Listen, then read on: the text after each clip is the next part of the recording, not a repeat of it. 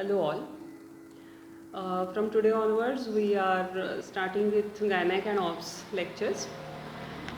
Today we are starting for a Gynec lecture, and for Gynec, you should know the basic introductory part, that is anatomy of female genital organ and physiology of female genital organs. Anatomy, you all know that genital organs are divided in two types: external genital organs and internal genital organs. External genital organs are labia majora, minora, vagina, vestibule, clitoris. And internal genital organs are cervix, uterus, fallopian tubes and ovaries. So this is the anatomy of female genital system. Usually the position or the situation or location of genital organ is very important. If you are aware of location of organs, then only you will know whether they are normal or abnormal. Like for example, uterus. Uterus is anteverted and anteflexed. If it is retroverted and retroflexed, that means there is abnormality or anything which is not normal. So for that reason, we should know the exact structure, location, diameters of the organ, and that you had studied in first year anatomy. So just go through it and revise it, because in Gynec we are not able to go in detail for that thing. So that was anatomy, and now dealing with physiology of female genital system. Physiological changes are very important in female life, because all the diseases or all the abnormalities are related with this physiology. And basic physiological pattern is divided in four categories. First is menarche. Menarche is the stage where menstruation starts. Usually it starts by the age of 12 to 13 years, and at this stage menstruation is not exactly follow the pattern like 3 to 5 days cycle, 28 days cycle. It's not like that in this stage, because the hormonal level has to be settled down. So it may be irregular, there may be absence, there may be heavy loss or very less loss. So that is menarche, which starts at 12 to 13 years. After menarche, there is puberty or adolescent stage, where secondary sexual characters start to develop: breast development, pubic axillary hair development, all these changes seen in this phase. In this phase, cycle usually settles down, so there is settle downing of hormonal level also. So in this stage, you may sometimes find the psychological disorders associated at adolescence age. These girls are usually anxious, nervous, irritable. So this is because of physiological changes happening in her body. So you should know there are the changes which she has been undergone at this stage. So there may be psychological factors associated at puberty age. This is very crucial age. After this, there is adult stage, where the menstrual cycle is usually normal, that is, it has been settled down. It is 28 days interval, 3 to 5 days duration, 70 to 100 ml blood loss. Usually at this stage, everything has been properly matured. That means secondary sexual characters are developed, growth is completed, and the cycle is very regular. Cycle is very regular, that means menstrual cycle is at the rotation of 28 days and 3 to 5 days of duration, and blood loss is about 70 to 100 ml. This cycle is under influence of, completely it is involving the axis of hypothalamus, pituitary and ovary. So menstrual cycle is not just dealing with uterus, fallopian tube or ovary, but it is complete axis that involves hypothalamus, pituitary along with ovaries. So whenever there is cyclical change which is taking place during menstruation, it starts from hypothalamus. From hypothalamus there is secretion of hormone GnRH, that is gonadotropin releasing hormone. This hormone triggers to pituitary, and pituitary starts to secrete FSH and LH. FSH means follicle stimulating hormone and LH is luteinizing hormone. This is secreted by pituitary. Under the influence of this hormone, ovary starts her action and there is secretion of follicles from ovary. So menstrual cycle is divided in follicular stage, luteinizing stage and ovulation stage and menstrual stage. So first is follicular stage. In follicular stage, there is, as I said, okay, there is secretion of GnRH. GnRH triggers to secrete FSH and LH from pituitary, and because of that, there is secretion of follicles from ovary. These follicles are secreted from ovary. One matures, that is called as Graafian follicle, and under the influence of FSH, follicles matures, and there is secretion of ovum on the day usually from 12 to 14 day. This is ovulation, ovulatory stage of menstrual cycle. And whenever there is secretion of ovum, there is secretion of hormone estrogen. Now estrogen hormone is secreted, and because of estrogen hormone there are some changes, physiological changes in female body. Now there is ovulation. If there is sexual relation during this stage, there is fertilization. Ovum along with sperm fertilized at fallopian tube, and zygote is formed, and embryo is developed from that zygote. But if there is no fertilization, this egg is shredded off. The Graafian follicle, which becomes a carpus luteum. This is yellow colored actually follicle, and this carpus luteum, in absence of fertilization, it is discarded from uterus. It is removed from uterus along with the lining of external uterine membrane, and this is shredded off in the form of menstrual cycle. So this is the normal pattern of menstrual cycle, and this normal pattern usually involves normal bleeding. As I said, it is 70 to 100 ml, duration 3 to 5 ml, and normal just discomfort in abdomen. So anything apart from that, that is called as disorder of menstruation. And now we are going for this disorders in gynec. These are important that we are going to discuss.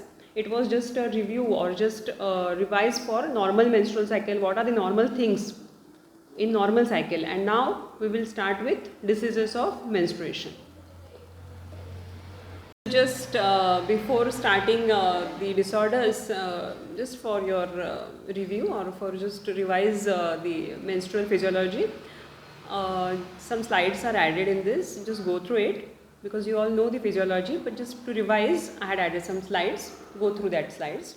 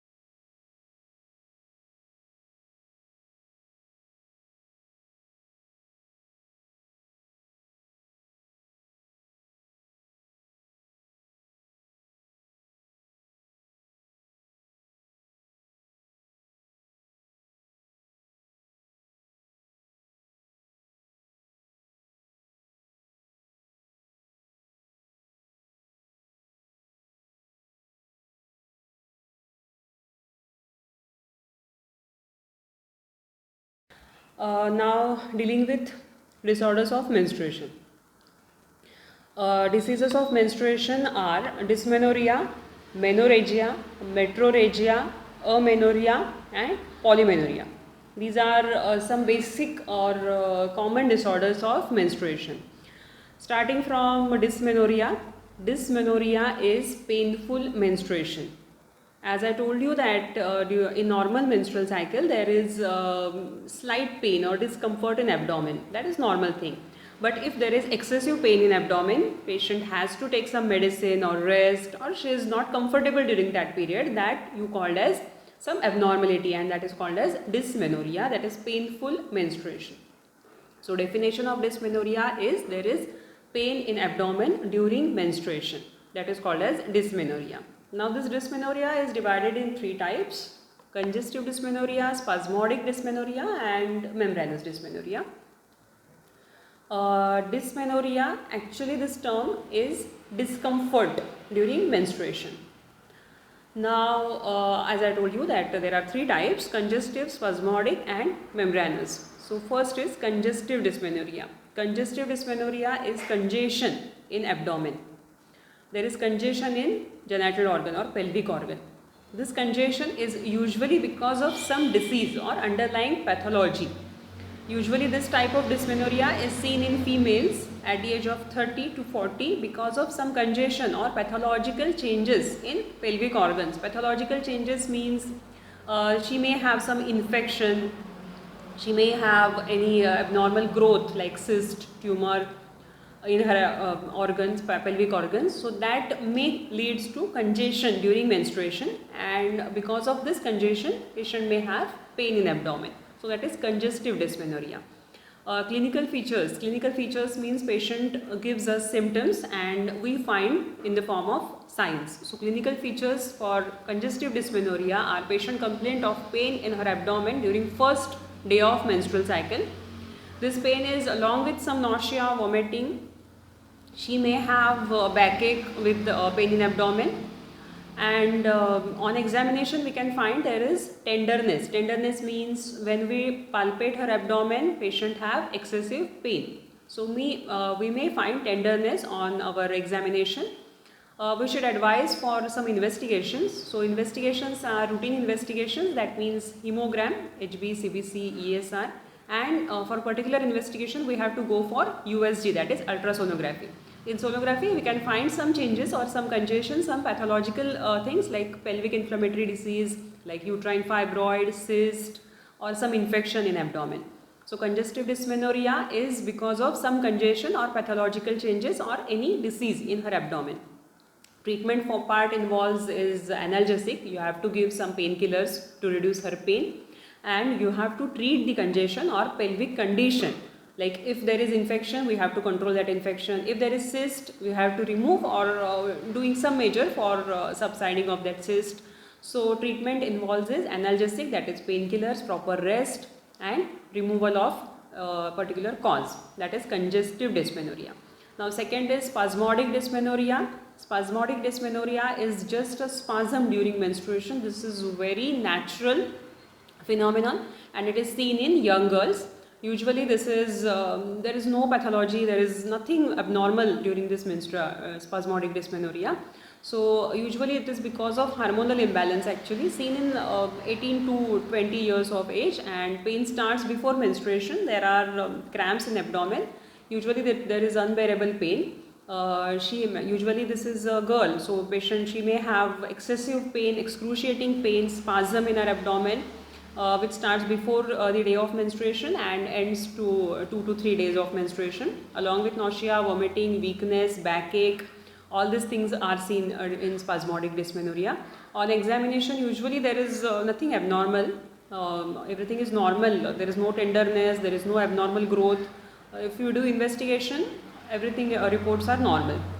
Treatment, we have to give her analgesic, painkillers, proper rest and assurance, proper exercise, and if needed painkillers in injectable forms.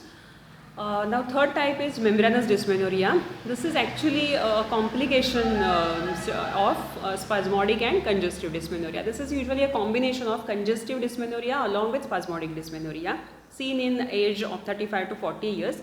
There is pain in abdomen, usually starts before the day of menstruation, remains for the menstruation, and this is membranous.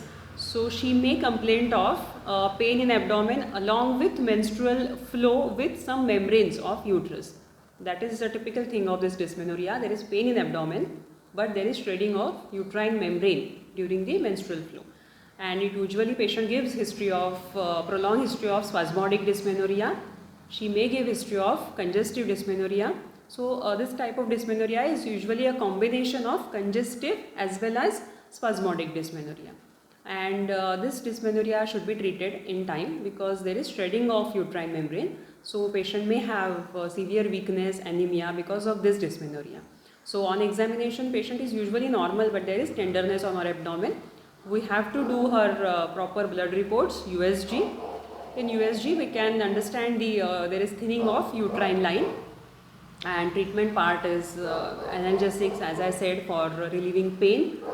We have to look for exact the size and shape of uterus, the exact shredding of that lining, and proper treatment should be advised for membranous dysmenorrhea. Hormonal treatment may be advised at this stage because it is a severe form of dysmenorrhea. Homeopathic remedies are very well marked for all the types of dysmenorrhea, congestive as well as spasmodic as well as membranous dysmenorrhea, because other things or hormonal treatment have some side effects on female genital system or female physiological system. So homeopathic remedies works well. So find out the homeopathic remedies for congestive, for spasmodic and for membranous, because for every dysmenorrhea there are different remedies. So go through the homeopathy part of dysmenorrhea. So this is normal menstrual along with first disorder, that is dysmenorrhea. Now in next we will see for other disorders.